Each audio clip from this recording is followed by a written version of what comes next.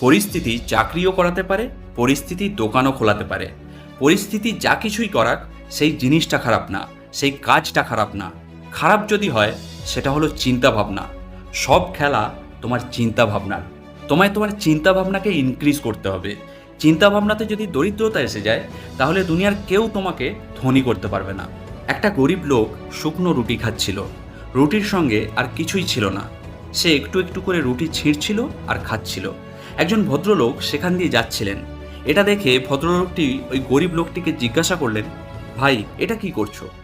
গরিব লোকটি বলল, দাদা, রুটির সাথে আর কিচ্ছু নেই, তাই মনে মনে ভাবছি যে চাটনি আছে, আর সেটা ভেবে ভেবেই খাচ্ছি। তখন ভদ্রলোকটি বললেন, যখন তুমি ভাবছই, তাহলে ক্ষীরকদম বা কাজু বরফির কথা ভাবছো না কেন? গরিব লোকটি বলল, দাদা, চাটনির থেকে ভালো আর কি হতে পারে?